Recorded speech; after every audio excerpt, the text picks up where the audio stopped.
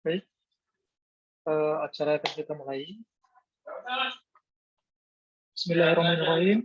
Assalamualaikum warahmatullahi wabarakatuh. Alhamdulillahirabbil alamin. Alhamdulillahilladzi arsala rasulahu bil huda wa dinil haqq liyudhhirahu 'ala ad-dini kullihi wa kafaa billahi shahida. Asyhadu an la ilaha illallah wahdahu la syarika lah wa asyhadu anna Muhammadan 'abduhu wa rasuluhu la nabiyya ba'dah. Allahumma shalli ala sayyidina Muhammad wa ala ali sayyidina Muhammad. Rabbi israh li sadri wa yassir li amri wa hlul 'uqdatam min lisani yafqahu qawli. Alhamdulillahirabbil alamin. Puji syukur marilah kita panjatkan kehadirat Allah Subhanahu wa taala yang masih memberikan kita kesehatan, masih memberikan kita usia, masih memberikan kita kesempatan nikmat iman dan Islam, sehingga meskipun kita hanya berkumpul melalui virtual ini, semoga Allah tetap menautkan hati kita satu sama lain sebagai bentuk atau ikhtiar kita untuk saling menjaga tali silaturahim ini.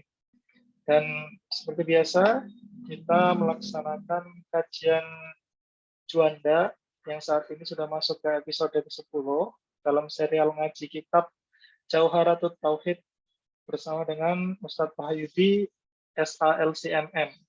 Dan beliau saat ini sudah bergabung bersama kita di ruang Zoom ini. Nah, seperti biasa juga, kita bisa langsung saja ke materinya, karena Ustadz sudah hadir bersama kita. Itu saya Kuku Said Musa selaku MC, mohon kepada Ustadz kiranya untuk bisa memulai acara kita pada malam hari ini. Waktu dan tempat kami silakan. Tafadhol, Ustadz. Sebentar saya tata dulu nih, tumben Zoom-nya error. Saya coba pakai HP ini. Baik, Ustadz. Sebentar saya tata sebentar ya. Sambil dinyalakan ini mungkin apa namanya lagunya, matanya. Baik, untuk panitia mungkin bisa membantu.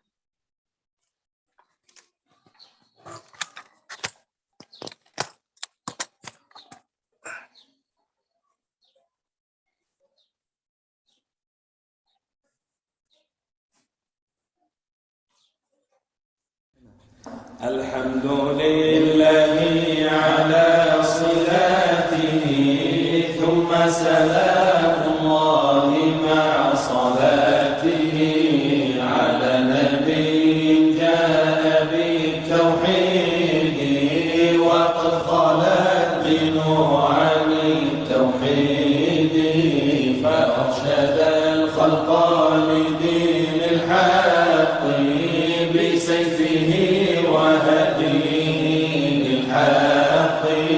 محمد العاقب لرسل ربه وآله وصحبه وحزبه وبعد فالعلم بأصل الدين محتم يحتاج للتبيين لكن من التطويل كالة الهمم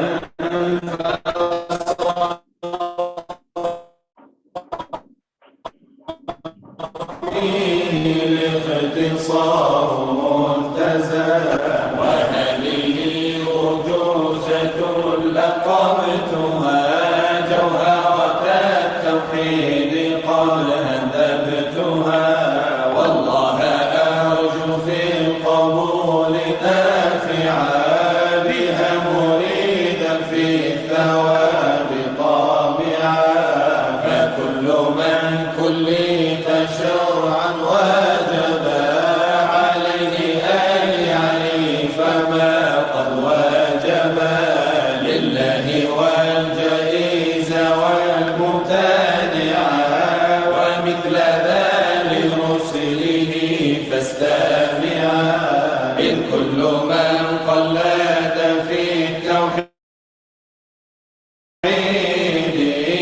إيمانه لم يخل من ترديد ففيه بعض القوم يحكي الخلفا وبعضهم حقق فيه الكشفا فقال إن يجزم بقول الغير كفى وإن وإلا لم يزل في الضير واجزم بأن أولا مما يجري معرفة وفيه خلف منتصر فانظر إلى نفسك ثم انتقل للعالم العلوي ثم السفلي تجد به صنعا بديع الحكم لكن به قام دليل العدم وكل ما جزى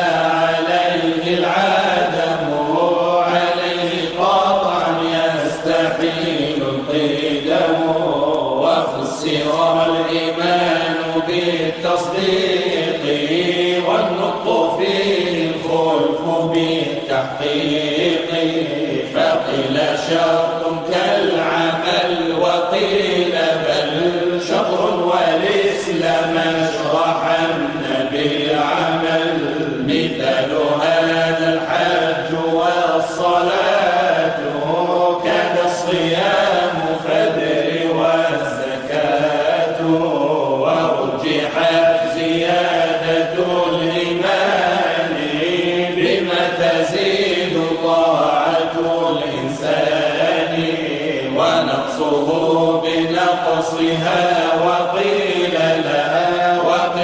لا خلف كذا قد نقلا فواجب له الوجود والقدم كذا بقاء لا يشاب بالعدم وأنه لما ينال العدم مخالف برهان هذا القدم قيمه بالنفس وحدانية منزها أوصافه سنية عن ضد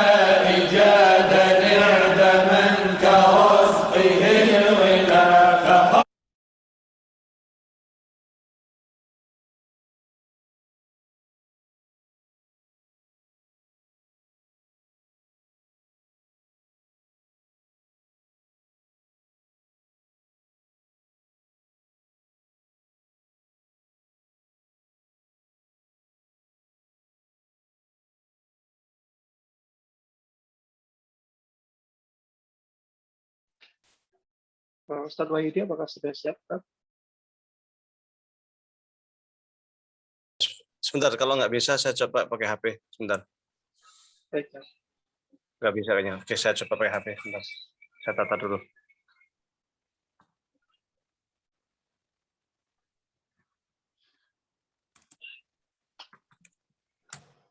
Sambil kita menunggu Ustadz siap, mungkin dari panitia ada yang ingin disampaikan, ada pengumuman.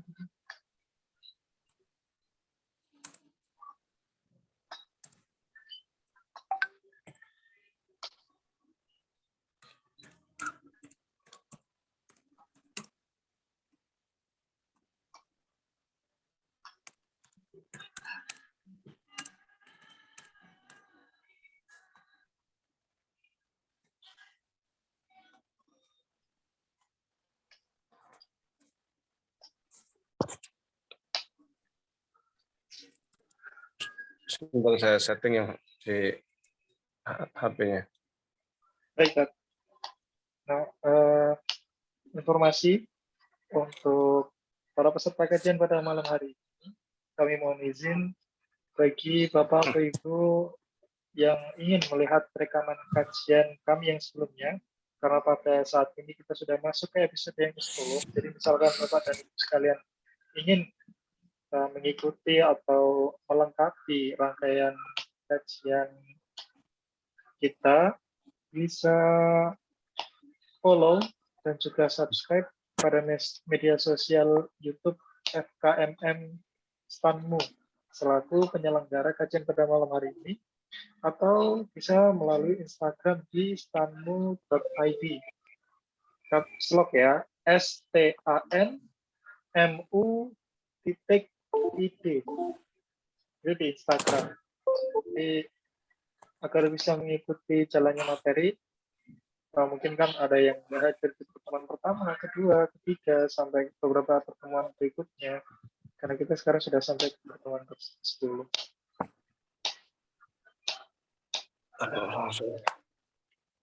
Bagaimana, Ustaz? Apakah atau ada yang perlu dibantu ini dari panitia? Sebentar, kayaknya bisa sih. Sebentar, agak ini, agak error. Baik, nah,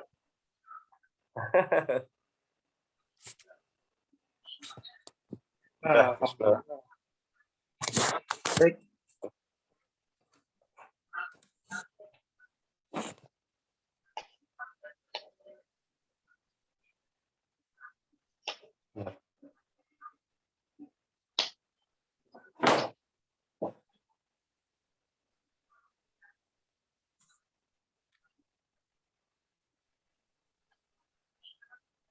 Bisa ya?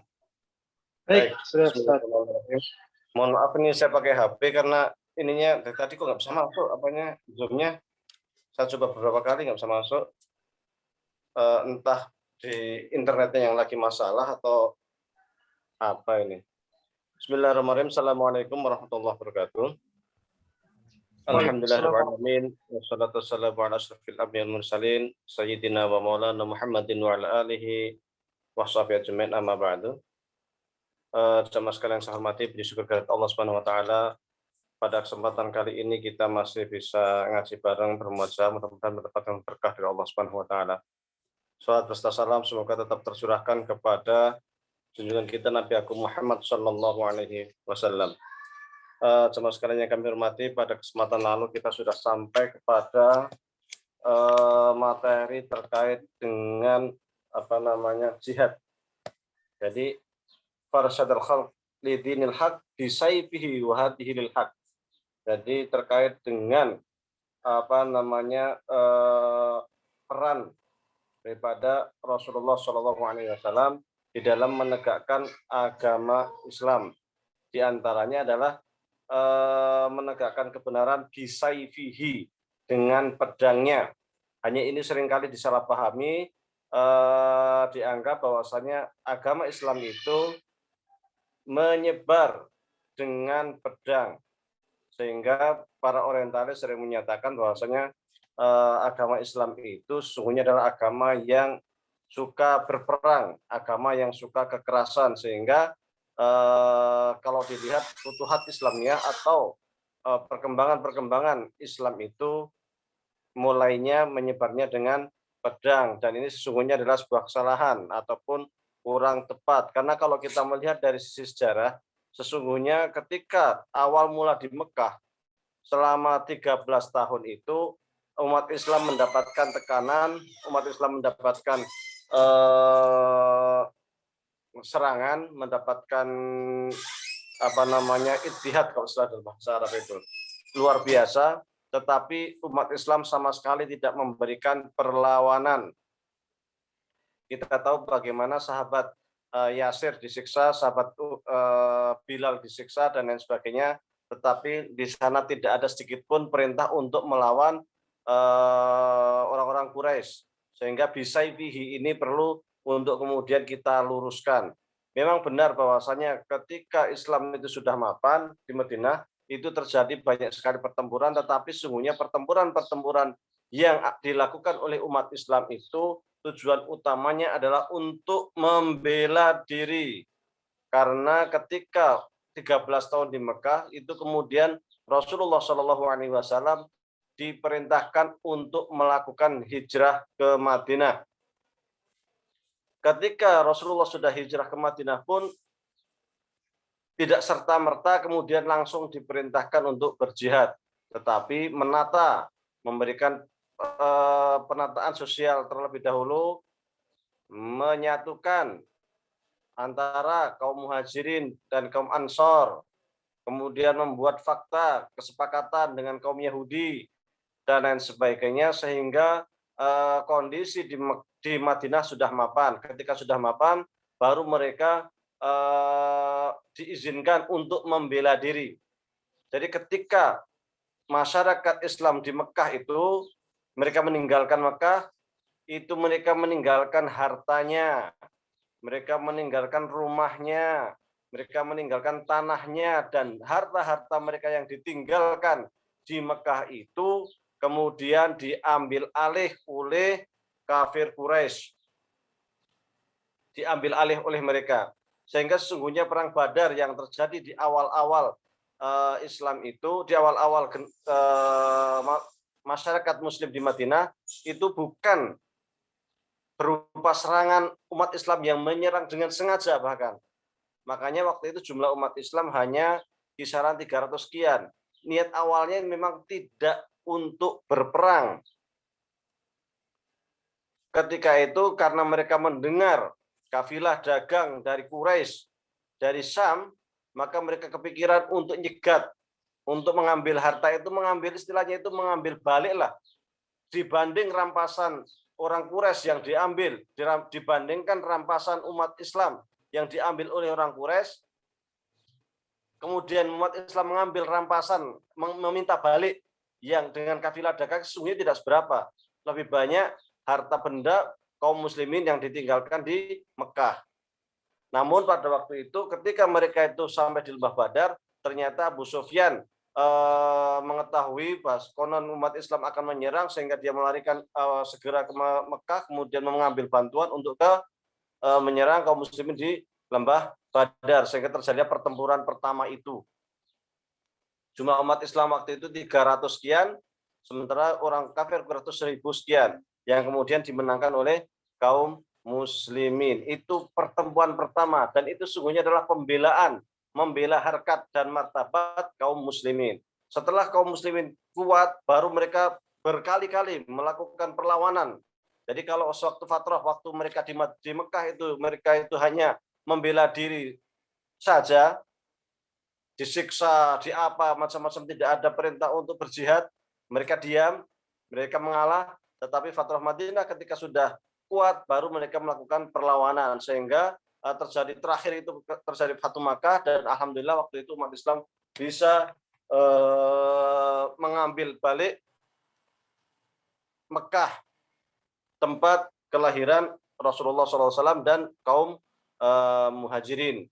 Dan kemudian orang-orang yang di Mekah juga masuk Islam, kemudian kekuasaan Islam ke Taif, sampai kemudian ke seluruh jazirah Arab, memang benar dengan pedang, tetapi dengan pedang itu tidak memaksakan orang-orang yang berada di wilayah tersebut untuk masuk Islam, tetapi mereka diberi kebebasan penuh. Jika hendak masuk Islam silahkan, jika tidak juga silahkan, tetapi membayar jizyah atau pajak. Kemudian wilayah mereka di bawah kendali umat Islam. Di dalam sejarah Islam itu pernah umat Islam itu minoritas, tetapi menguasai suatu wilayah dan tidak memaksakan rakyat tersebut untuk masuk Islam. Seperti halnya Mongol di India. Itu menguasai India sekian lama, sekian ratus tahun, tetapi dibandingkan dengan pemeluk agama Hindu, sesungguhnya umat Islam waktu itu masih minoritas. Meskipun demikian, umat Islam tidak memaksakan diri, ya kan? Tidak memaksakan orang-orang yang berada di bawah kekuasaan Islam untuk kemudian masuk Islam. Ini hanya saja kalau kita lihat, jihad itu kan sungguhnya artinya itu bersungguh-sungguh. Jahada yujahidu jihadan. Itu kan bersungguh-sungguh. Bersungguh-sungguh itu artinya di dalam segala sesuatu. Maka jihad itu sendiri memang awal-awalnya konotasinya seringnya dengan perang, tetapi sungguhnya jihad itu tidak hanya dengan perang, karena ada jihad-jihad lain yang juga dilakukan oleh Rasulullah SAW. Maka di dalam sebuah ayat Al-Quran dikatakan, wa maka nal mu'minun yang kafah falawala nafar min kulli firqatin minhum ta'ifatun liyatafaqahu fid din. Jadi janganlah kalian itu semuanya berjihad di jalan Allah, tapi harus ada sekelompok orang juga yang melakukan jihad lain. Apa jihad lain itu? Jihad lain itu adalah ta'ifatun liyatafaqahu fid din, yaitu mereka itu yang konsentrasinya menuntut ilmu, sehingga thalabul ilmi itu dianggap bagian dari jihad fisabilillah. Makanya para ulama sering mengatakan bahwasanya tintanya para ulama itu kelak akan ditimbang dengan darahnya para syuhada. Jadi nilai tinta para ulama itu sama dengan tetesan darahnya para syuhada. Kalau para syuhada itu mereka berjihad dengan nyawanya, ya kan, dengan jiwanya, maka para ulama juga melakukan jihad dengan apanya? Dengan penanya, dengan ilmunya. Karena posisi ilmu pengetahuan ini sangat besar, sangat kuat. Sehingga para ulama sendiri mengatakan bahwasanya thalibul ilmi itu mereka bagian dari fisabilillah. Karena thalibul ilmi ini bagian fisabilillah, maka mereka juga menjadi bagian yang berhak untuk menerima zakat. Maka kalau kita di sini di Mesir, para mahasiswa asing itu banyak yang mendapatkan beasiswa, baik dari Al-Azhar maupun dari ormas-ormas yang ada di Mesir, Jamiah Syariah, ataupun para donatur lainnya, itu karena kita itu dianggap sebagai thalibul ilmi, sebagai mujahid fi sabilillah, sebagai pejuang. Hanya pejuang, bukan kita pergi ke medan perang, tetapi dengan menuntut ilmu. Karena ilmu ini menjadi tiang daripada peradaban Islam. Bahkan ayat pertama yang turun kepada Nabi Muhammad SAW adalah ayat tentang ilmu pengetahuan. Iqra bismi rabbikal ladzi khalaq. Jadi Iqra, suruh membaca apapun, membaca alam raya, membaca ilmu pengetahuan dan sebagainya. Thalibul ilmi di sini, penuntut ilmu itu yang dianggap mujahid fisabilillah bukan sekadar mujahid atau penuntut ilmu agama saja. Mereka yang belajar ilmu fisika, ilmu kimia, ilmu biologi, sesungguhnya mereka juga bagian dari thalibul ilmi, bagian dari orang-orang yang disebut di dalam Al-Quran ta'ifatun tadi, ta'ifatun liyatafaqahu fid din. Mereka yang kelompok yang berusaha untuk memahami, belajar agama. Semua ilmu pengetahuan itu bagian dari agama. Jadi di dalam Islam itu tidak ada pemisahan ini ilmu umum, ini ilmu agama, itu tidak ada. Maka ketika kita membuka kitab Ihya Ulumuddin karya Imam Al-Ghazali, bab ilmu, itu hanya disebutkan di sana bahwasanya ilmu itu dibagi menjadi dua. Bagi dua itu bukan ilmu agama dan ilmu umum, bukan. Tetapi ilmu yang kita itu wajib untuk belajar secara fardu kifayah, dan ilmu yang kita itu wajib belajar secara fardu ain. Ilmu yang wajib secara fardu ain adalah yang setiap manusia itu wajib belajar, setiap orang muslim itu wajib tahu, adalah ilmu yang terkait dengan ad-daruriyat. Apa itu ad-daruriyat? Daruriyat adalah hal-hal yang sifatnya darurat dan kebutuhan dasar seorang muslim. Apa itu hal yang menjadi kebutuhan dasar seorang muslim? Adalah mengetahui terkait dengan ibadah sholat, terkait dengan puasa, terkait dengan zakat, terkait dengan akhlak, hal-hal yang mendasar sebagai seorang muslim yang harus dia ketahui. Jadi seorang muslim harus tahu sholat, harus tahu zakat, harus tahu puasa. Kalau dia kaya, dia juga harus tahu haji, ya kan? Akhlak juga harus tahu mana yang baik, mana yang buruk, mana yang diharamkan, mana yang tidak, ya kan? Itu menjadi kewajiban fardu ain. Tetapi ada ilmu lain yang itu menjadi fardu kifayah menurut Al-Ghazali dalam Ihya-nya. Di antaranya adalah belajar kedokteran, belajar fisika, riyadiyat, matematik. Di situ disebutkan riyadiyat, matematik, ya kan? Tip kedokteran, bahkan kata Ghazali, ketika suatu wilayah atau daerah itu tidak ada satupun yang belajar kedokteran, kok ada orang sakit nggak ada yang bisa ngobatin, maka satu daerah itu semuanya berdosa, semuanya menanggung dosanya. Ini menurut Imam Al-Ghazali. Adapun pemisahan ilmu agama dan ilmu umum itu sesungguhnya merupakan upaya sekularisasi ataupun paham-paham yang muncul akibat sekularisasi di dunia barat, di mana mereka itu memang memisahkan antara gereja, ilmu-ilmu yang terkait dengan lahud, al-lahutiyah, ya kan, dengan keilmuan yang terkait dengan umum. Apalagi kemudian waktu Galileo Galilei yang mengatakan bumi berputar pada porosnya, kemudian bumi mengitari matahari, ditentang oleh para lahud, para pendeta, karena mereka berkeyakinan yang berputar itu adalah yang mengelilingi, bukan bumi yang mengelilingi matahari, tetapi mataharilah yang sesungguhnya mengelilingi bumi, di mana kemudian banyak ilmuwan di barat pada waktu itu dibakar hidup-hidup oleh dewan gereja, sehingga muncul ide-ide sekularisasi memisahkan ilmu agama dengan ilmu umum. Dan ternyata ide itu atau paham itu menyebar ke seluruh dunia, termasuk ke dunia Islam, sehingga kita menjadi latah, menjadi terbiasa dengan istilah ilmu agama dan ilmu umum. Padahal sesungguhnya di dalam Islam tidak pernah memisahkan antara ilmu agama dengan ilmu umum. Adanya adalah ilmu yang terkait dengan ilmu yang fardu kifayah ataupun ilmu yang itu merupakan fardu ain. Tetapi yang namanya ilmu, dua-duanya adalah fardu.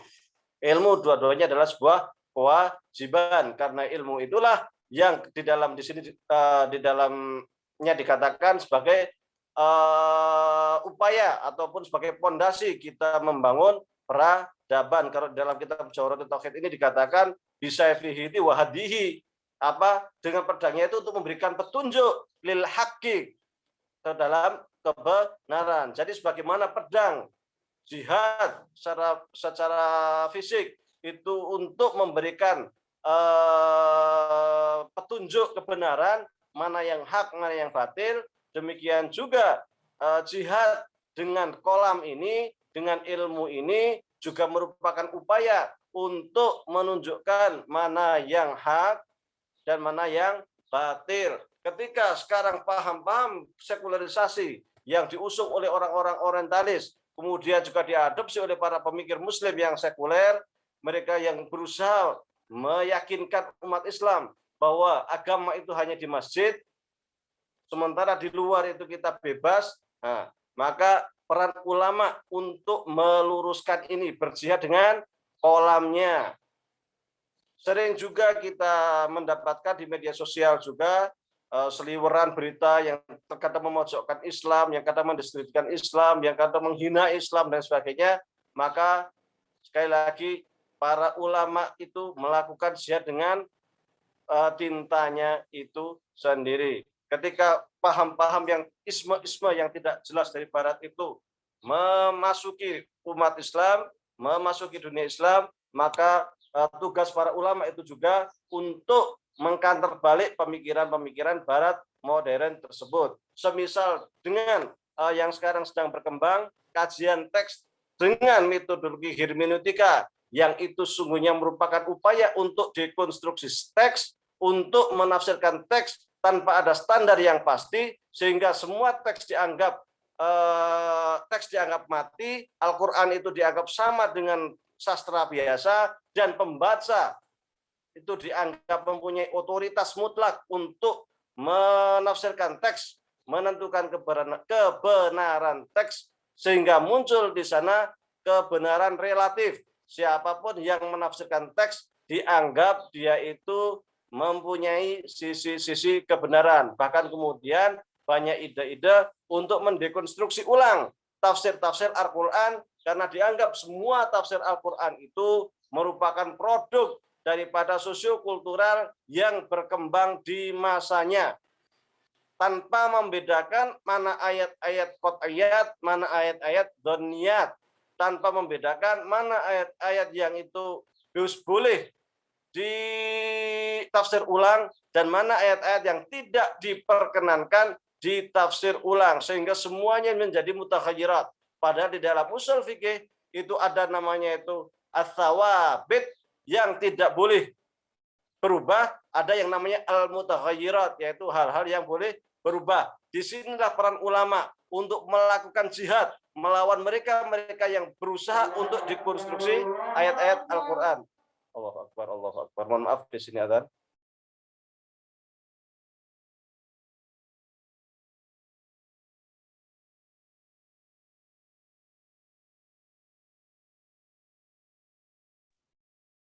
Baik, sambil menunggu jeda, mungkin Bapak Ibu hadirin sekalian, setelah mendengar jadi sedikit materi, misalkan ada yang ingin ditanyakan, maka bisa dipersiapkan terlebih dahulu. Nanti pertanyaannya bisa disampaikan melalui room chat ataupun langsung raise hand.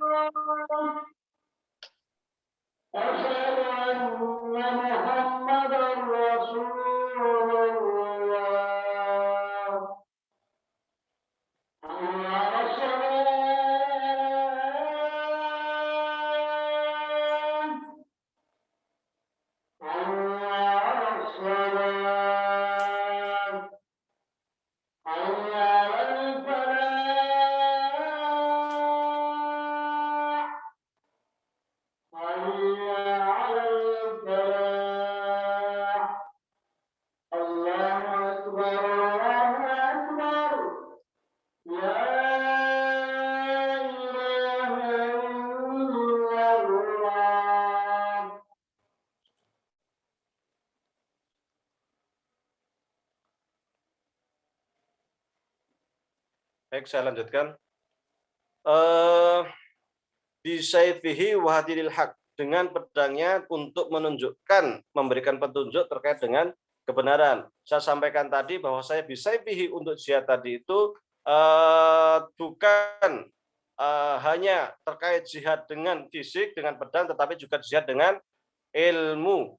Di dalam sebuah hadis juga ada riwayat aqrabun nas min darajatin nubuwah ahlul ilmi wal jihad. Jadi orang yang paling dekat dengan derajat kenabian itu adalah ahlul ilmi wal jihad, ya kan? Jadi disamakan, distandarkan, titiknya itu setara antara ahlul ilmi wal jihad. Oleh karenanya para penuntut ilmu itu sesungguhnya adalah para mujahid fisabilillah. Baik, kemudian di bait selanjutnya Muhammadul Aqib lirrusli. Ini akan kita lanjut pada pertemuan mendatang. Kita lanjutkan pada sesi dialog. Kurang dan lebih mohon maaf. Wabillahi taufiq wal hidayah. Assalamualaikum warahmatullahi wabarakatuh. Waalaikumsalam warahmatullahi wabarakatuh. Jazakallah khair Ustaz untuk materinya tadi. Jadi kami silakan kepada Bapak Ibu sekalian yang ingin menyampaikan pertanyaannya. Mungkin ada yang ingin bertanya secara langsung terlebih dahulu, bisa menggunakan fitur raise hand, bisa dipencet dulu, kemudian langsung berkomunikasi dengan Ustadz. Sebelum kita membacakan pertanyaan melalui room chat. Ada yang ingin bertanya langsung?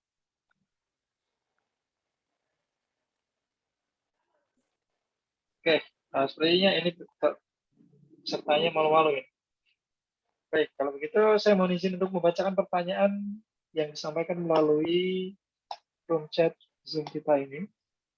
Pertanyaan pertama dari Satyagraha Andar. Assalamualaikum Pak Kiai. Tadi panjenengan menyebut bahwa penuntut ilmu sama dengan jihad fi sabilillah. Apakah dengan demikian penuntut ilmu juga termasuk penerima zakat dalam kategori fi sabilillah? Sebenarnya pertanyaan ini tadi sudah terjawab ya dari materi Ustadz, tapi mungkin tafadhol. Mungkin Ustadz ada ingin menambahkan dari pertanyaan. Ya, baik.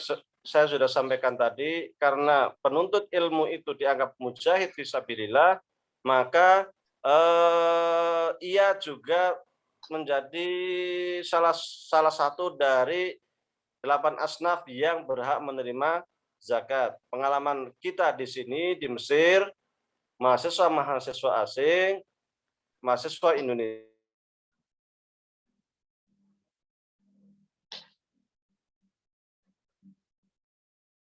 Ya, sepertinya Ustadz kita mengalami kendala sinyal. Jadi mungkin saya mohon izin untuk kembali menyampaikan bahwa tadi Ustadz sudah menyampaikan ketika materi tadi, jawaban dari pertanyaan ini bahwa betul di Mesir ya, lebih tepatnya di mana Ustadz saat ini sedang berada, itu para penuntut ilmu juga termasuk dalam penerima zakat. Cuma tadi insya Allah nanti kita menunggu penjelasan lebih lengkap lagi dari Ustadz. Jadi silakan, nih sambil menunggu Ustadz siap kembali, mungkin lagi ada kendala teknis sinyal ya, karena kita terpaut jarak yang lumayan jauh. Tapi alhamdulillah ini hikmah yang bisa kita petik ya. Kita dengan Ustadz atau dengan Pak Kiai itu posisinya terpisah antara jarak yang jauh banget. Cuma alhamdulillah Allah masih berikan kita kesempatan. Kalau di Indonesia berarti malam ya, malam hari ini bisa menerima materi dari Ustadz. Dan subhanallah, Masya Allah sekali ya. Kita nggak perlu sampai jauh-jauh ke Mesir sana untuk bisa bertemu bersilaturahim dengan beliau. Cuma tetap saja, meskipun kemudahan-kemudahan itu bisa kita rasakan, kita juga harus memberikan yang terbaik juga. Terbaik apa? Ketika kita melaksanakan kajian ini, kita menuntut ilmu di sini berada dalam taman-taman surganya Allah ini juga baiknya kita menjaga adab kita. Agar apa? Agar ilmu yang Ustaz berikan kepada kita tetap berkah. Ini HP-nya tadi kepanasan, langsung mati sendiri. Mohon maaf. Masya Allah. Ya, tidak masalah. Ya, saya lanjutkan. Jadi teman-teman kita di sini di Al-Azhar itu banyak yang mendapatkan beasiswa dari Universitas Al-Azhar maupun dari Jamiah Syariah ataupun ormas lainnya, karena mereka itu dianggap bagian dari mujahid sabilillah. Bahkan pemerintah Mesir secara umum, termasuk rakyat Mesir ya, kalau kita kalkulasikan itu mereka memberikan beasiswa sebanyak kisaran 23 miliar per tahun kepada mahasiswa Indonesia. Jadi kita sangat berhutang budi sekali ke Mesir itu. Mesir itu negara pertama yang mengakui kemerdekaan Indonesia dan memberikan beasiswa sebanyak 22 atau 23 miliar per tahun kepada masyarakat atau kepada para mahasiswa Indonesia, karena kita dianggap bagian dari mujahid fisabilillah. Jadi memang benar statusnya itu sama menurut ahlul ilmi, bahwasanya thalabul ilmi itu sebagai mujahid fisabilillah. Maka saya sangat mendukung sebenarnya ketika Lazismu itu memberikan beasiswa kepada thalabul ilmi. Terserah mereka yang mau thalabul ilminya itu apakah belajar agama atau belajar ilmu-ilmu sains, terserah, nggak ada masalah. Dan ketika mereka itu mendapat dukungan dengan pendanaan beasiswa, itu sesungguhnya tidak menyalahi aturan. Kemarin di sini waktu di BCM saya saya berjumpa dengan dua santri dari Pekalongan yang dia itu diutus atas biaya dari Lazismu Pekalongan. Nah, ini merupakan contoh yang baik. Apalagi sekarang ini Muhammadiyah kekurangan ulama. Kalau kita mencari siapa sih ahli tafsir Muhammadiyah, siapa sih ahli usul fikih Muhammadiyah, siapa sih ahli hadis Muhammadiyah, kita sekarang kerepotan. Maka di sini sesungguhnya sangat dibutuhkan dukungan. Di antaranya barangkali berupa pemberian beasiswa terhadap kader-kader kita terbaik untuk menuntut ilmu, khususnya di dalam ilmu-ilmu keagamaan. Kalau dokter Muhammadiyah itu banyak, insinyur banyak, ya kan. Kemudian yang lain-lain banyak lah. Tetapi yang terkait dengan ulumuddin ini, ilmu-ilmu keagamaan ini kita sekarang lagi krisis. Jangankan para ulama, para duat saja, dai-dai Muhammadiyah saja kita krisis. Di kampung-kampung itu jarang PCM atau PRM ya, yang ada ceramah mingguan, karena tidak ada orang ustadz yang mengampu. Padahal idealnya minimal itu ada ustadz yang ya bisa mengampu jamaah lah, yang mereka itu kerjanya memang istilahnya itu memberikan pengajaran sehingga jamaah kita tidak lari ke tempat lain. Saya kadang ketika mendengar ada keluhan bahwasanya Masjid Muhammadiyah kemudian diambil oleh kelompok lain dan lain sebagainya, atau jamaah Muhammadiyah pindah ke kelompok lain, tidak serta-merta bahwa itu kesalahan daripada mereka, tidak serta-merta bahwa mereka merebut Masjid Muhammadiyah, tetapi karena yang memakmurkan masjidnya itu yang mereka gitu. Sementara kita krisis ulama, mereka itu kalau pengajian meyakinkan membawa kitab setumpuk, ya kan, sehingga jamaah itu yakin, percaya. Sementara kita kalau pengajian di Muhammadiyah temanya tentang politik.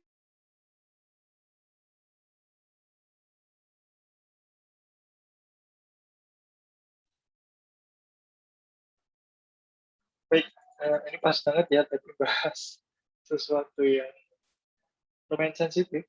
Tiba-tiba Zoom-nya terkendala lagi. Baik, terima kasih. Sebelumnya kami sampaikan kepada para penanya, insya Allah nanti ketika Ustadz sudah kembali terhubung dengan kita, akan kami sampaikan pertanyaan tersebut, akan kami bacakan, dan semoga mendapatkan jawaban yang cukup memuaskan dari Ustadz, untuk memuaskan dahaga kita terhadap ilmu pengetahuan. Baik, silakan, masih terbuka terus kesempatan untuk bertanya. Kalau ada unek-unek juga yang ada hubungannya dengan materi yang disampaikan Ustadz tadi. Mungkin ini Ustadz ini ya, karena tadi Ustadz menggunakan HP ya, mungkin HP-nya panas lagi tuh. Airnya tidak sengaja keluar sendiri di hadap bumi.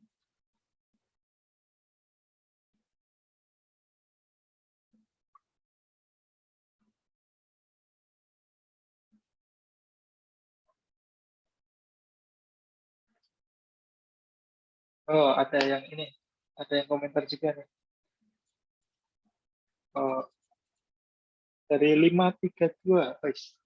Nama ID-nya keren juga ya. Mantap, saya termasuk kagum Muhammadiyah bahas kitab ini, karena biasanya jarang menggunakan kitab Asy'ariyah.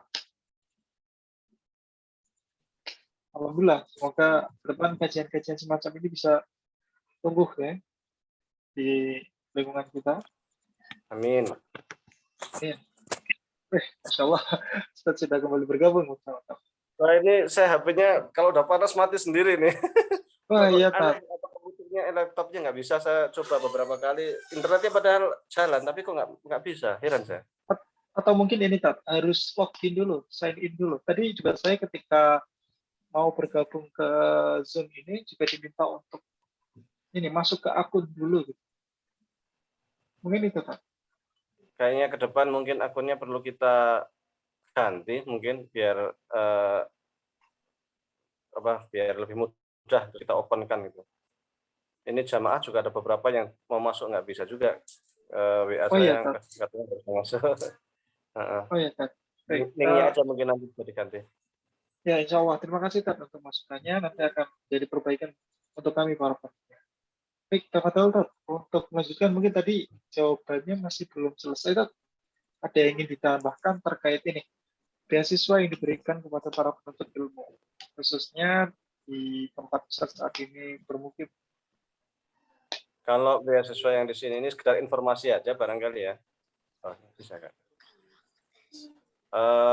Kalau untuk ke Al-Azhar itu bisa melalui biasanya Kemenak itu akan mengumumkan tentang beasiswa di Al-Azhar. Nah, nanti bisa ikut di sana ujian. Itu ada biasanya tahun sebelumnya itu kalau nggak salah ada berapa 7.000-an pendaftar. Cuman dari 7 pendaftar itu yang diterima kalau nggak salah yang nilainya itu 80%. 80% baru bisa diterima. Kalau sudah masuk baru nanti yang 20 orang dari awal, 20 orang, nah itu baru yang akan mendapatkan beasiswa karena yang melalui Kemenak itu hanya 20 orang saja. Kemudian ada lagi sesungguhnya beasiswa lain itu dari kedutaan besar Mesir di Jakarta itu kalau nggak salah mereka juga memberi beasiswa sebanyak 20 orang kalau nggak salah. Selebihnya itu ada beasiswa yang dijatah. Beasiswa jatah itu yang mendapatkan adalah Gontor. Kalau nggak salah mereka dapat per tahun itu kisaran 100 atau 120 siswa santri Gontor itu dapat. Nah, kalau Muhammadiyah sendiri memang baik belum ada dan mungkin di beberapa yang saya sampaikan tadi mungkin kayak di beberapa daerah Lazismum mengutus orang tapi masih sangat sedikit. Yang saya temukan baru 2 orang tadi dari daerah mana tadi saya sampaikan itu hanya 2 itu aja. Selebihnya mereka rata-rata ke sini melalui ada sih yang dapat beasiswa tetapi kebanyakan biaya sendiri. Baru sampai sini mereka mencari beasiswa di sini, mencari orang tua asuh di sini. Dan alhamdulillah memang santri kita makin lama makin meningkat di sini, di Mesir ini. Kalau dulu hanya mu'alimin mu'alimat, sekarang sudah banyak sekali. Tahun ini insya Allah ada kisaran 45 santri dari pesantren-pesantren Muhammadiyah yang akan melanjutkan studi di Universitas Al-Azhar. Nah, nanti kalau ada kerepotan, kesusahan dari para santri-santri yang ingin ke sini, bisa nanti menghubungi kami di BCM Mesir. Kami akan tunjukkan caranya bagaimana. Kemudian biasanya kita juga akan melakukan training kepada para santri yang mereka ingin ke sini. Tahun lalu kalau nggak salah dilaksanakan di MBS Prambanan supaya mereka bisa diterima karena memang jumlah pendaftar itu sangat banyak, kisaran ada 7.000-an santri dari seluruh Indonesia dan harus ikut ujian di Kemenak dan yang diterima hanya yang memenuhi nilai 80% saja, selebihnya tidak bisa. Nah, makanya bahasa Arabnya harus bagus, hafalan Qur'annya juga harus baik. Oleh karenanya mereka perlu mendapatkan bimbingan, training seperti itu. Intinya nanti kalau ada santri-santri yang ingin ke Al-Azhar, BCIM Kairo siap membantu, insya Allah. Silakan barangkali jika ada pertanyaan lain. Baik, terima kasih banyak Ustaz. Semakin banyak nih informasinya dan juga tadi mungkin bisa disampaikan kepada bagus sekali sih informasinya bisa untuk kita yang masih muda mungkin termotivasi untuk bisa mendapatkannya atau untuk adik-adiknya atau untuk anak-anaknya karena ini saya lihat banyak juga nih Bapak Ibu yang hadir pada malam hari ini. Mungkin keponakannya atau keluarganya yang lain bisa diinformasikan. Jadi, Iya, satu lagi mungkin. ya, Di Ustaz. Al-Azhar itu kuliahnya gratis. Dari Masya SD Allah. sampai ya gratis. Ada sih S2, S3 itu sungguhnya bayar, tetapi sudah ditalangi oleh donatur, oleh muhsinin istilahnya itu. Ada orang baik nggak tahu siapa namanya, mereka nggak mau nyebut nama, mereka membiayai para mahasiswa yang S2, S3 di Al-Azhar. Nah, itu intinya di Al-Azhar itu gratis. Kita hanya butuh untuk biaya hidup sehari-hari. Biaya hidup itu kisaran 1 juta, 1,5 juta per bulan itu untuk bayar kos, untuk makan. Jadi kalau dengan hidup di Jakarta kayaknya lebih mahal di Jakarta. Ya, sehingga sesungguhnya belajar di Al-Azhar itu mahalnya di tiket pesawat. Mahalnya di tiket pesawat, kalau sudah sampai sini ya insya Allah per bulannya dengan 1,5 juta lah maksimal, itu anak sudah bisa survive. Sudah bisa beli buku diktat, sudah bisa kuliah, transportasi, sudah bisa makan, sudah bisa bayar kos bulanan. Nah, jadi hidup di Mesir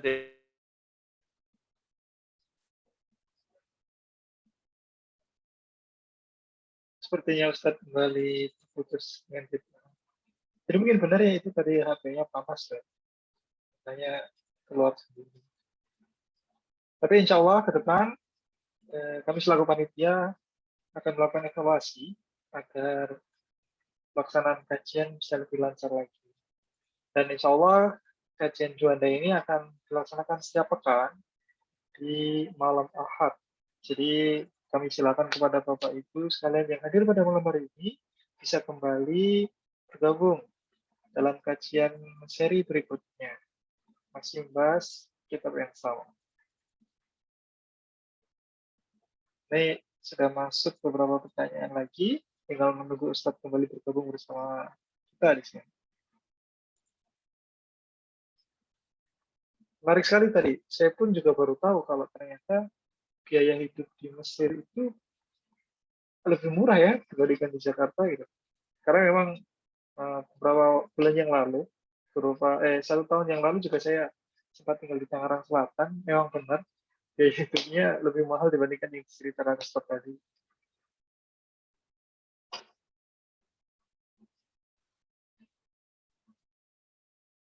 Atau sini, sambil menunggu Ustadz, kita ada yang ingin didiskusikan mungkin, ada yang ingin memberikan testimoni atau pesan kepada panitia, atau bisa berdiskusi satu sama lain.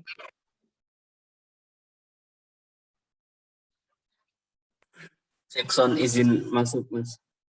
Boleh, silakan Bapak Imam Arifin. Iya. Ada yang ingin disampaikan? Assalamualaikum warahmatullahi wabarakatuh. Waalaikumsalam warahmatullahi wabarakatuh. Betul sekali tadi yang disampaikan oleh Ustadz Wahyudi itu bahwa banyak di kalangan kita di Muhammadiyah khususnya banyak keilmuan yang tidak banyak yang diminati oleh generasi muda Muhammadiyah. Kalau kita berbicara tentang Muhammadiyah secara khusus gitu. Kita ketika misalnya berbicara tentang bab akidah, berapa sih ulama Muhammadiyah yang memang paham betul dari berbagai perspektif pembahasan akidah itu secara komprehensif, secara syumulah. Kemudian misalnya berbicara tentang tafsir juga demikian. Terlebih misalnya berbicara tentang ilmu qiraat Al-Qur'an. Itu sedikit sekali ulama Muhammadiyah yang kemudian memiliki kompetensi di bidang ilmu qiraat itu sendiri gitu. Sehingga saya pernah dapat satu waktu itu waktu Jam'iyatul Qura' wal Hufadznya Nahdlatul Ulama 2 tahun yang lalu mengadakan Munas, dan saya diundang waktu itu sebagai ya ito-itoe kalau bahasa Jawa itu ito-itoe orang yang belajar ilmu qiraat begitu. Saya diundang waktu itu di Jakarta. Kemudian ada jokes menarik begini. Kalau berbicara tentang Quran itu mesti berbicara tentang NU. Karena di Muhammadiyah sedikit yang memang fokus pembelajarannya di Quran, terlebih di ilmu qiraat itu. Sehingga menjadi satu kritik tersendiri untuk kita, termasuk di Muhammadiyah secara khusus itu, bagaimana kemudian memunculkan itu. Nah, sekarang begini, kadang ketika masuk ke Al-Azhar atau masuk ke Universitas Islam Madinah pun misalnya, banyak sekali di antara santri-santri kita yang masuk ke sana itu ambil jurusannya fakultas syariah, ambil jurusannya ilmu syariat, misalnya ilmu fikih atau yang lain sebagainya. Jarang sekali yang kemudian mereka mengambil ke ilmu hadis atau kemudian ke fakultas ilmu Quran, nanti penjurusannya ke ilmu qiraat atau tafsir dan lain sebagainya. Minim sekali, karena memang ketika berbicara tentang ilmu qiraat, ilmu tafsir, itu banyak sekali yang harus dipahami. Bahasa Arabnya harus harus memang memiliki pemahaman yang tinggi, kemudian hafalan Quran juga tadi harus memiliki hafalan yang mutqin, ya.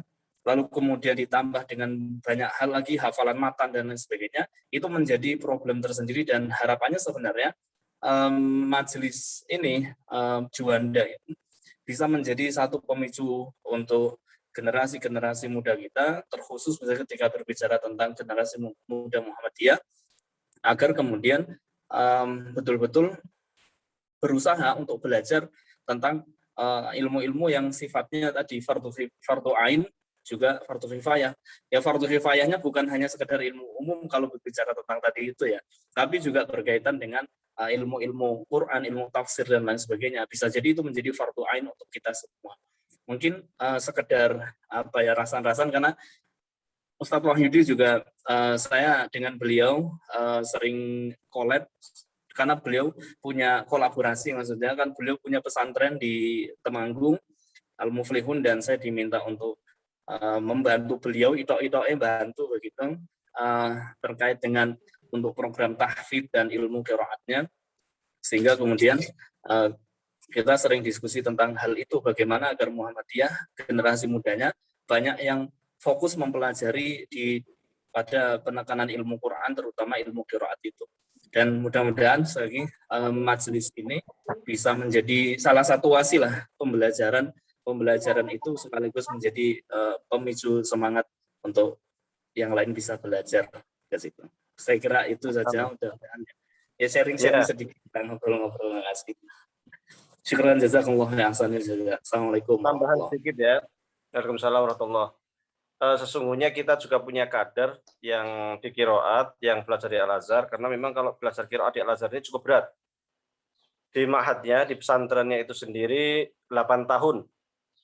8 tahun itu 4 tahun untuk belajar tajwidnya, 4 tahun baru belajar qiraatnya, itu yang di ma'had. Ma'had itu pesantrennya. Baru setelah itu kuliah, ada penjurusan lagi namanya kuliatul qiraat. Itu di provinsi lain sungguhnya di Mesir, tapi itu masih bagian dari Universitas Al-Azhar. Pernah kita punya santri di situ namanya Thayyib Arifin. Dia tinggal di Jogja dan sekarang ngajar di pesantren apa, saya agak lupa deh. Saya kalau ke Jogja selalu ketemu sama beliau karena dulu waktu di sini kita suka masak bersama, masak bareng. Nah, terkait ilmu qiraat ini memang di Muhammadiyah saya sendiri secara jujur mengakui sangat jarang. Cuman sekarang sudah banyak sekali ilmu tahfidz, pondok tahfidz sudah sangat banyak. Tinggal kemudian nanti Ustadz Arifin dan yang lain yang mungkin pakar qiraat yang bisa qiraat untuk kemudian memberikan pelatihan atau apa terkait kajian qiraatnya. Itu di Muhammadiyah memang masih sangat jarang. Kalau di NU banyak. Di antara yang sangat terkenal itu di Kudus ya kan, dengan pondok yang punya Kiai Arwani. Bahkan Kiai Arwani itu menulis buku 4 jilid berbahasa Arab tentang qiraat. Buku yang sangat bagus. Nah, memang dari sisi kitab juga kalau saya lihat memang orang-orang saudara kita dari NU memang luar biasa di dalam penulisan kitab berbahasa Arab. Kiai Arwani itu menulis buku qiraat berbahasa Arab 4 jilid dan saya lihat itu sangat bagus sekali. Kalau di Muhammadiyah kayaknya belum ada yang konsen ke sana, sehingga ketika kita membentuk majelis qiraat pun Ustadz Arifin mungkin akan kerepotan.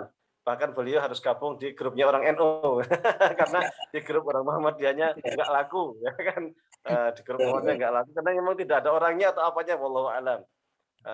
Di saya sendiri di grup usul fikih yang saya buat Al-Muflihun Usul Fikih, banyak juga orang-orang NU kebanyakan yang ikut, karena orang Muhammadiyah yang konsen di ilmu usul fikih juga ternyata tidak banyak juga gitu. Apalagi di bidang ilmu kalam. Ilmu kalam itu seakan-akan kita bicara dengan diri sendiri, karena di Muhammadiyah ilmu kalam itu ilmu yang sangat aneh. jarang di Muhammadiyah itu orang memperdalam ilmu kalam. Bahkan di pondok-pondok pesantren Muhammadiyah itu yang diajarkan ya tauhidnya bukan tauhid yang menurut kami sesuai dengan paham HPT, tetapi ya itulah realitanya. Perlu memang kita support, kita dorong terus. Mudah-mudahan ke depan keprihatinan kita itu ya bisa teratasi pelan-pelan. Wallahu a'lam.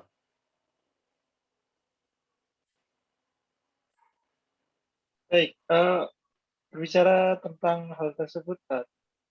Jadi ada nih kaitannya dengan pertanyaan dari peserta kita yang selanjutnya.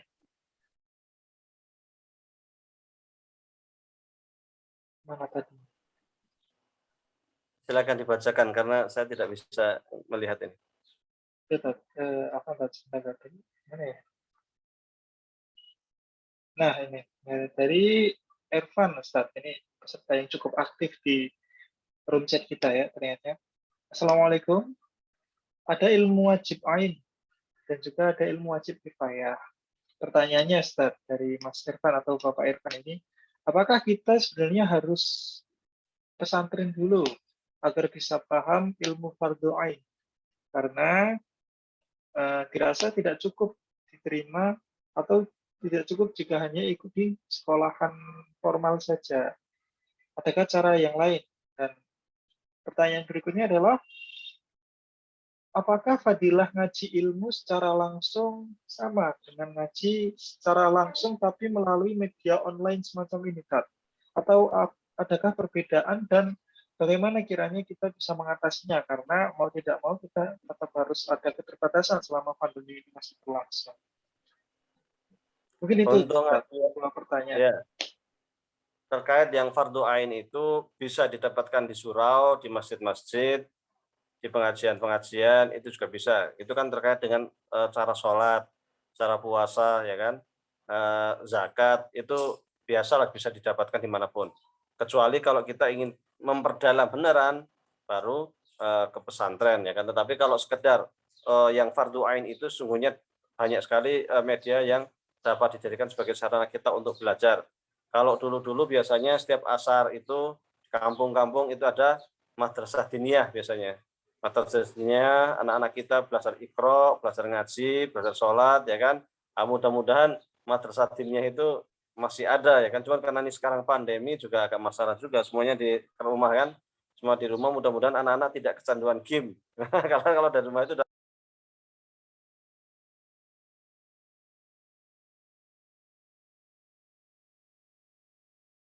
Afwan, sepertinya tidak sengaja tombol mute-nya terpencet. Mungkin panitia bisa membantu untuk unmute speaker dari mikrofon dari Ustaz.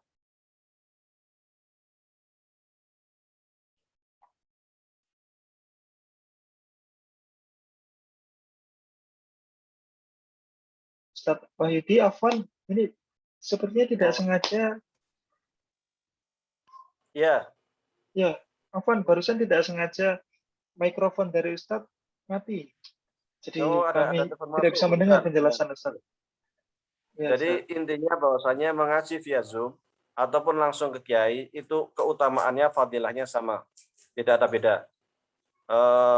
Ketika Allah menjanjikan bahwasanya orang yang thalibul ilmi itu akan dinaungi malaikat dan malaikat akan memintakan ampun kepada Allah Subhanahu wa taala terhadap para thalibul ilmi sama baik via Zoom ataupun secara langsung. Bahkan ketika kita membaca buku pun, membaca pengetahuan itu sama, kita penuntut ilmu. Dan keutamaan para penuntut ilmu adalah ketika dia meninggal, itu statusnya dia itu seorang mujahid. Ini ada cerita, di Mesir itu ada seorang tokoh qiraat yang cukup terkenal, namanya Husairi, Imam Husairi dulu. Itu ada cerita bahwa dia itu sebelumnya itu, dia itu tukang penggali kubur awalnya itu. Nah, ini ada cerita tukang menggali kubur, kemudian ada orang yang meninggal dunia, tahu-tahu kok kuburannya itu tiba-tiba mudah dan tiba-tiba aja seakan-akan dia itu melihat taman surga, pingsan langsung dia. Setelah ditaruh si mayatnya itu, tahu-tahu sebelum ditutup itu kok dia seperti melihat taman surga. Dia langsung kaget, langsung pingsan. Pas pingsan, kemudian bangun, dia tanya apa yang terjadi, ini siapa? Katanya ini dia itu punya saudara, saudaranya itu suka menuntut ilmu dan dia yang membiayai. Beberapa hari kemudian saudaranya itu meninggal, kemudian dikubur, pas dikubur, setelah dikubur si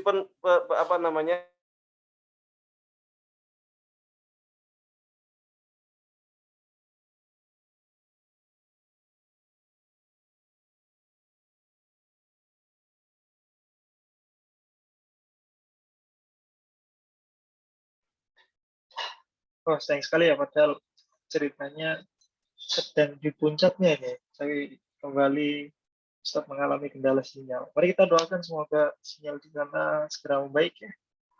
Dan juga perlengkapan dari Ustaz bisa mendukung. Mas Ahmad Rizky, mungkin ada ini ya, tadi pengaturan yang disetting hingga ada beberapa peserta yang nggak bisa hadir itu kenapa ya? Itu mungkin harus login ke email dulu, Mas Koko. Iya benar-benar. Jadi, Karena tadi pun saya juga gitu tuh. Ketika mau masuk ke ruangan ini harus login dulu ya. iya benar. Sebenarnya sebelumnya kita juga pingin open sih Mas, cuman karena nanti takutnya ada yang menyalahgunakan link itu, nanti ada orang-orang yang tidak diinginkan masuk, makanya kita harus login menggunakan email itu. Oh, gitu. Seperti itu Mas. Ya. Mungkin ke depan bakal bisa jadi masukan juga sih. Insya Allah.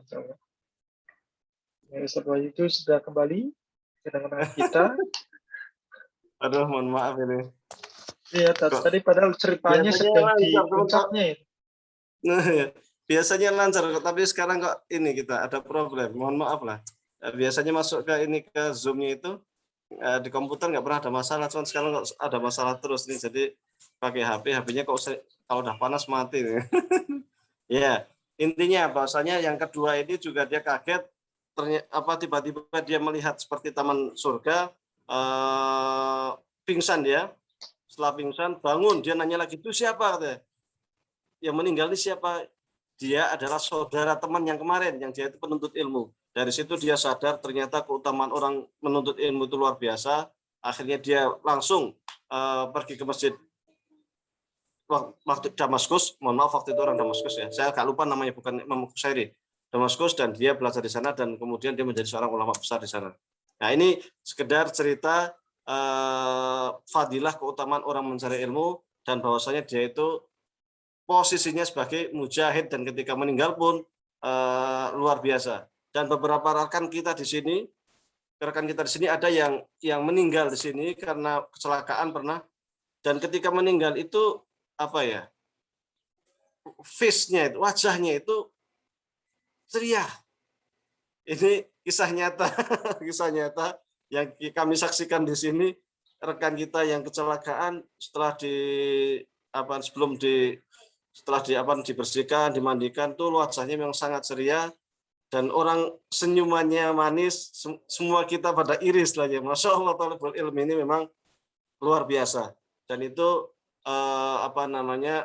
bukan hanya ilmu agama ya, tetapi semua ilmu. Maka kita dalam hati kita selalu kita tanamkan untuk cinta ilmu, dan mudah-mudahan kita itu meninggal dalam kondisi kita itu talabul ilmi. Karena kalau kita meninggal dalam kondisi talabul ilmi, kita lagi megang buku, kita lagi membaca, bukan hanya membaca status Facebook ya, tapi kita lagi baca buku, lagi baca Quran, itu sangat indah gitu. Jadi kita akan dianggap sebagai golongan para penuntut ilmu dan para mujahid fi sabilillah. Islam itu luar biasa, sangat cinta ilmu. Tapi kok sayangnya di dunia Islam itu banyak yang bodoh. Jadi kalau dilihat dari persentase, banyak negara Islam yang sampai 50%, 60% masyarakatnya itu buta huruf. Bukan buta huruf nggak bisa komputer, tapi buta huruf nggak bisa baca tulis. Ini kan aneh gitu. Agama yang begitu menjunjung tinggi penuntut ilmu, yang memberikan keistimewaan penuntut ilmu, tapi kok masyarakat yang bodoh gitu. Kan aneh. Waktu perang Badar itu, saking cintanya ilmu, Rasulullah SAW itu memberikan tawaran kepada tawaran Badar ini. ini kita apain? Maka salah satu usulannya adalah mereka yang bisa baca tulis suruh ngajarin 10 orang Madinah untuk belajar baca tulis. Setelah 10 orang Madinah itu bisa baca tulis, maka dia boleh bebas. Jadi salah satu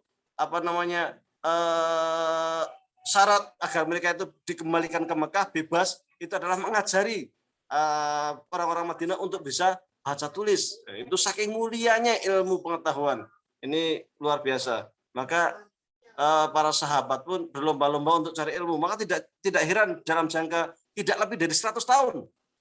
Itu dunia Islam yang awalnya di Mekah 13 tahun di Mekah itu dimusuhin, yang sengsara, tidak nyampe 100 tahun Romawi, Yunani itu sudah walahan, ya kan?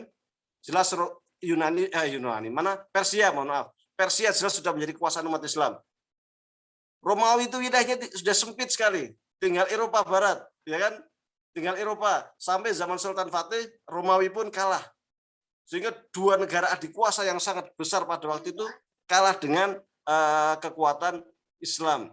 Dan umat Islam mampu menciptakan banyak ilmu pengetahuan. Bahkan kalau Anda baca sejarah Mamalik Mesir, ternyata yang menciptakan pistol itu dari Mamalik Mesir. Ya, bukan Barat. Kalau Anda baca tentang sejarah meriam itu ternyata yang digunakan meriam pertama itu ya zaman Sultan Al-Fatih kan, yang besar sekali itu. Yang didorong pakai berapa orang itu, luar biasa. Itu umat Islam itu. Jadi bahkan di sejarah kedirgantaraan yang buat pertama kali teori penerbangan dan sebagainya itu di Andalus. Siapa ilmuwannya? Saya lupa nama ilmuwannya itu, yang dia sendiri mencoba untuk terbang dari gedung tinggi tapi akhirnya dia ada yang kelupaan karena tidak membuat ekor pesawatnya sehingga jatuh dan dia terluka dan akhirnya meninggal, ya kan. Jadi luar biasa itu kalau kita membaca keilmuan Islam klasik itu luar biasa. Imam Razi dia juga seorang ulama besar, Ibnu Rus namanya kan. Dia dokter, dia juga seorang yang juga seorang filsuf, dia juga seorang fakih, dia seorang usuli, luar biasa. Jadi ensiklopedis gitu. Demikian Ibnu Sina, dia seorang dokter, dia seorang astronom, dia seorang macam-macam lah. Jadi sangat dikuasai. Kita kalau membaca ilmu kalam klasik itu akan kita temukan di sana bagaimana ulama kita itu mengeksplor ilmu pengetahuan sangat luar biasa. Dari fisika, dari macam-macam, sangat detail sekali di zamannya, dan itu sudah maju sekali gitu. Nah, itu sejarah Islam klasik, ya kan, yang waktu itu bisa menguasai dunia tidak lebih dari 100 tahun.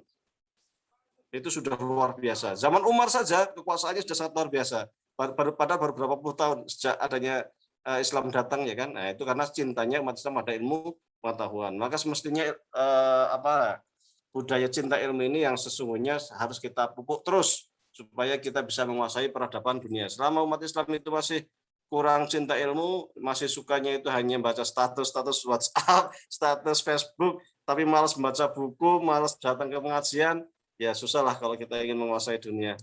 Tapi kalau kita sudah bisa kayak orang-orang dulu cinta ilmu, kita bisa ibtikar menciptakan sesuatu, ya baru kita bisa. Wallahu a'lam.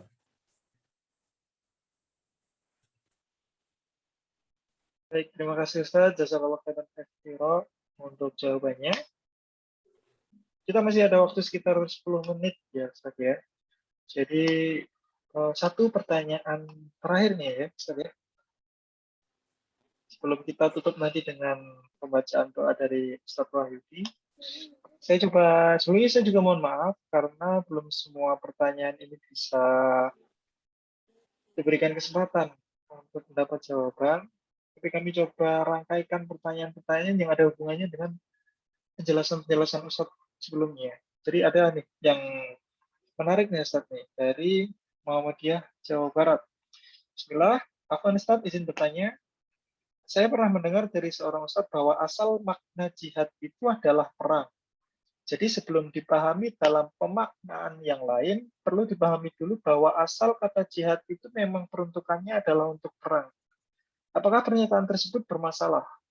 Atau seperti apa ya, Ustaz? Mohon pencerahannya, Pak. Syukran jazakallahu khair. Ya, pada mulanya memang seperti itu. Tetapi kan kemudian diterangkan di dalam Al-Quran bahasanya jihad itu tidak hanya perang, tetapi juga ta'ifatun yatafaqahu fid-din, ya kan? Jelas di situ. Jadi ada kelompok yang diperintahkan oleh Allah untuk bukan hanya berperang, tetapi kelompok lain juga menuntut ilmu. Ayat ini selanjutnya istilahnya itu menegasikan ya, atau apa istilahnya itu, mengoreksi mereka yang hanya berpendapat bahwasanya jihad itu hanya perang saja. Karena jelas di dalam Al-Quran memerintahkan jangan hanya berperang, tetapi hanya nuntut, tapi juga sebagian harus menuntut ilmu. Hadis yang saya sampaikan tadi juga menyamakan antara mujahid dengan thalibul ilmi. Jadi dua-duanya itu setara, bukan hanya perang. Cuman yang sering kita pahami memang seakan-akan jihad itu hanya perang saja, padahal tidak. Thalabul ilmi juga bagian dari jihad, dan itu sesungguhnya sudah dipahami oleh ulama-ulama klasik kita.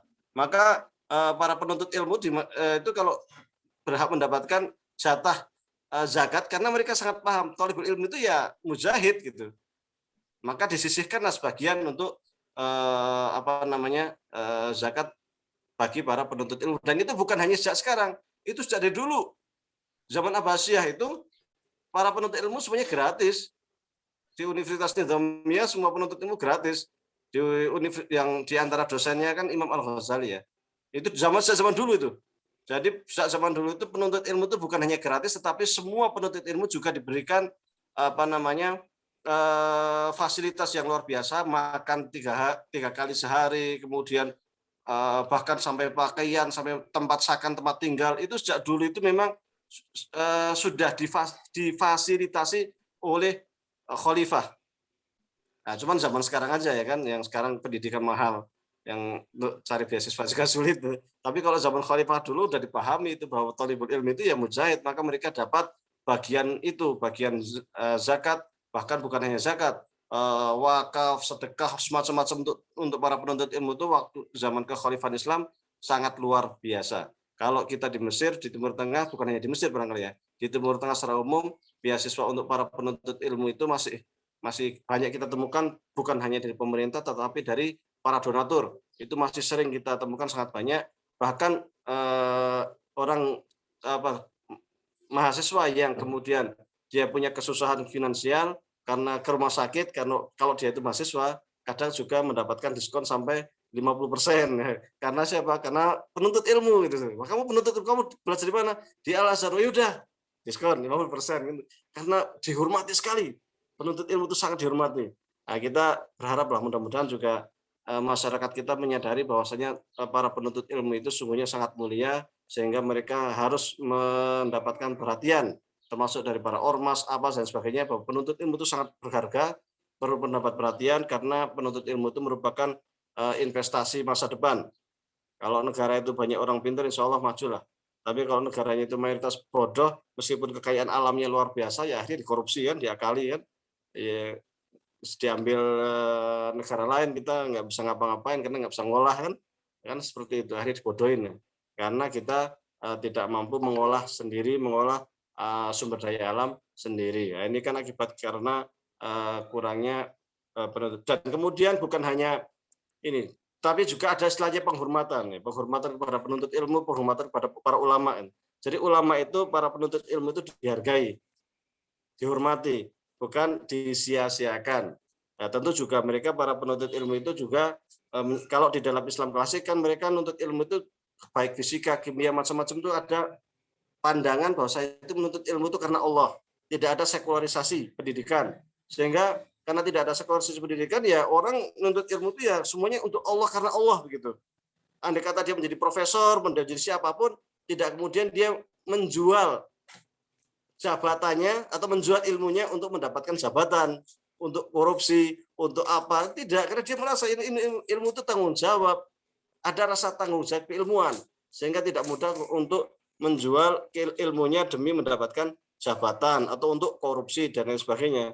Maka sangat jarang kita temukan di zaman Islam klasik itu para ilmuwan kok korupsi, para ilmuwan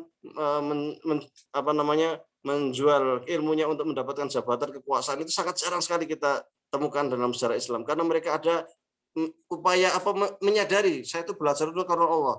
Masalahnya kan di Indonesia kan sekuler gitu.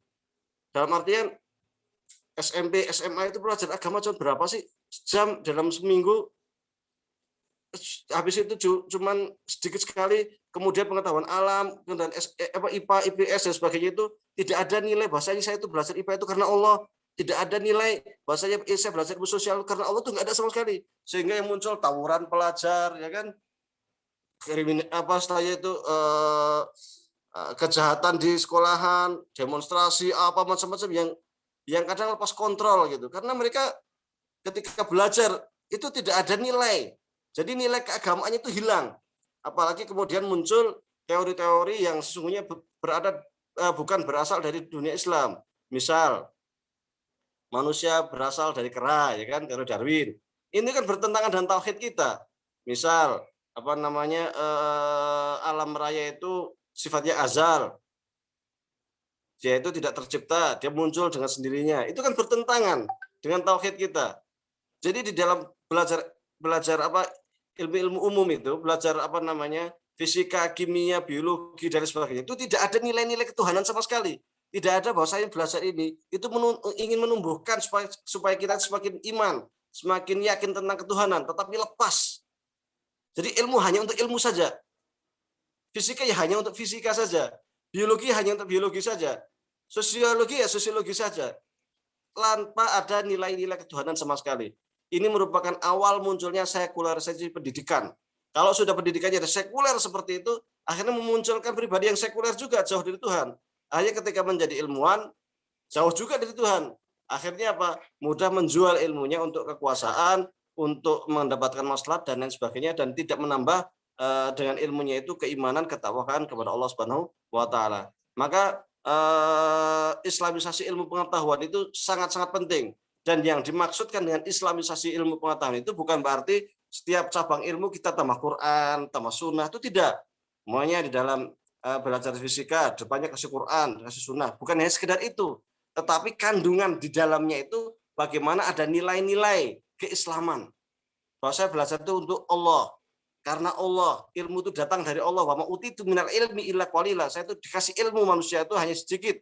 Jadi ilmu itu diberi oleh Allah, bukan karena usaha kita. Nah, nilai-nilai ini yang harus ditanamkan, kemudian membuang teori-teori yang itu bertentangan dengan syariat Islam. Jika tidak dibuang, minimal dikanter. Kayak manusia berasal dari kera itu sudah jelas secara logika aja udah nggak. Secara ilmu pengetahuan saja sudah banyak bertentangan karena di sana ada missing link antara kapan manusia itu kapan manusia itu sudah bisa menjadi manusia dan kapan perubahannya itu, kapan kera itu menjadi kera, dan peralihan antara kera ke manusia itu di mana dan sejak kapan, itu kan nggak ditemukan itu. Ini kan sudah masalah sendiri gitu dan lain sebagainya. Nah, ini perlu perubahan mendasar di dalam kita itu memandang ilmu pengetahuan. Jadi ilmu bukan untuk ilmu. Karena ketika ilmu itu untuk ilmu, nanti ketika menjadi pengetahuan, menjadi teknologi, ujung-ujungnya teknologi hanya untuk teknologi, bukan untuk ketuhanan, bukan untuk mendekatkan diri kita kepada Allah Subhanahu wa taala. Maka menciptakan nuklir untuk ngebom Jepang, ya kan, menciptakan berbagai senjata canggih untuk menghancurkan, membumi hanguskan Irak, membumi hanguskan Afghanistan dan lain sebagainya, hanya untuk mencari nilai-nilai ekonomi, untuk menguasai sumber-sumber ekonomi tanpa ada rasa bahwasanya saya itu berdosa menghancurkan umat manusia. Itu hilang sama sekali. Kenapa bisa hilang rasa bahwa menghancurkan umat manusia, membunuh banyak orang itu berdosa? Karena sejak dia belajar itu, ilmu itu sudah pisah sama Tuhan. Ilmu ya ilmu, Tuhan ya Tuhan, nggak ada hubungannya gitu kan. Bahkan anti Tuhan. Ilmu ya ilmu, kalau kita beriman berarti kita tidak boleh percaya sama Tuhan. Kalau kita masih percaya sama Tuhan, berarti kita belum dianggap sebagai seorang ilmuwan. Itu kan teori-teori yang empirisme yang dari Barat itu, yang hanya percaya sama yang sifatnya itu fisik, tapi sama sekali ingkar terhadap hal yang metafisik. Ya, ini juga persoalan. Maka merubah paradigma ilmu, merubah paradigma tentang filsafat ilmu, merubah paradigma tentang apa tujuan kita belajar ilmu pengetahuan, ini perlu kesadaran, perlu perombakan. Jadi bukan hanya islamisasi ilmu pengetahuan itu bukan hanya terkait dengan bentuk, tetapi juga substansi daripada ilmu itu sendiri. Dan ini sangat penting dan sesungguhnya sangat mendesak. Wallahu a'lam.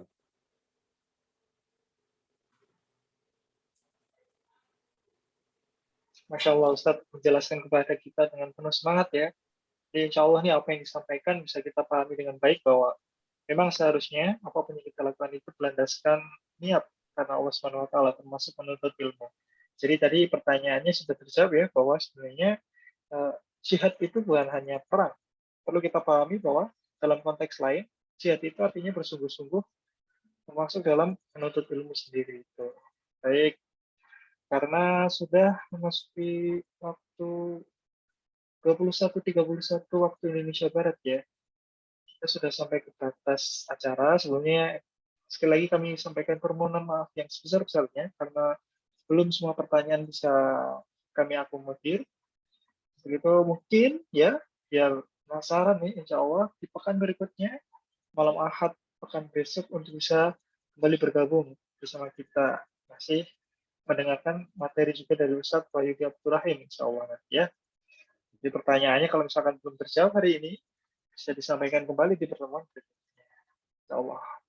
Dan sebelum kita menutup pengajian kita malam hari ini, mungkin kami mohon izin kepada Ustadz Wahyudi berkenan memimpin doa dalam pengajian kita malam hari ini, Ustaz.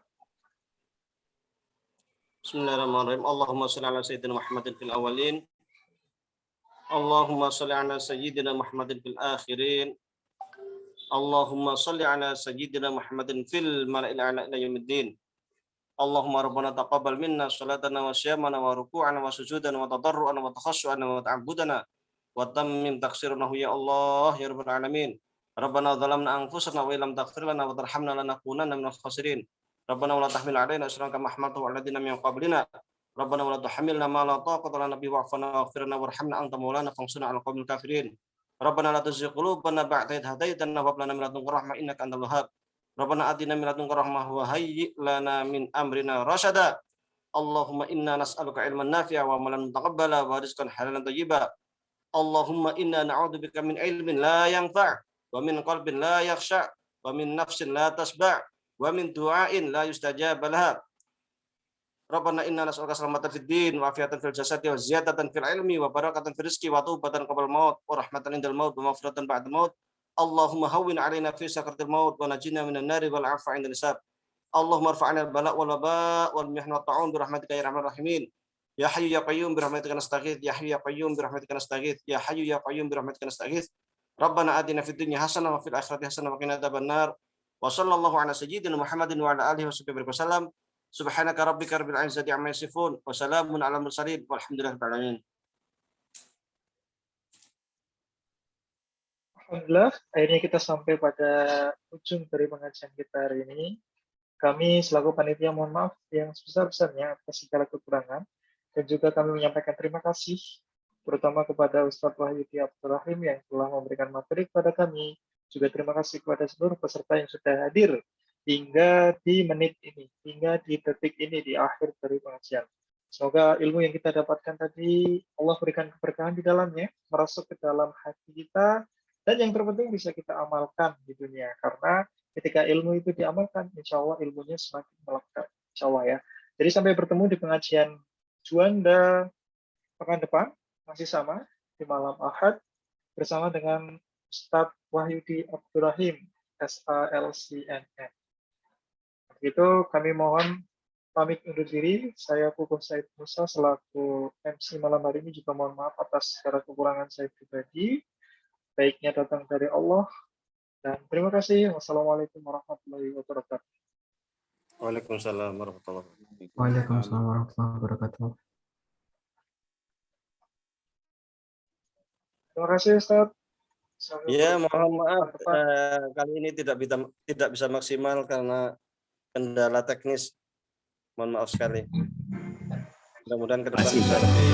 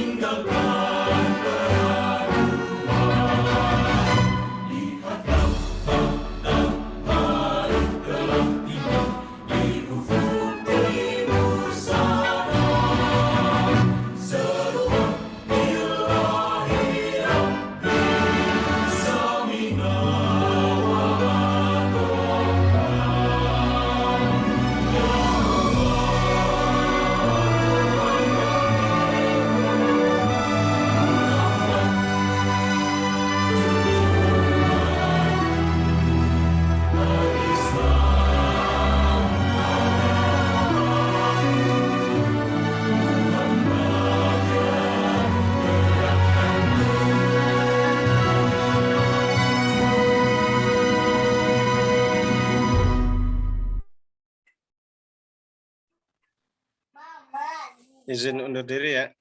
Assalamualaikum. Waalaikumsalam. Waalaikumsalam. Jazakallah Ustaz. Wa iyyakum jami'an.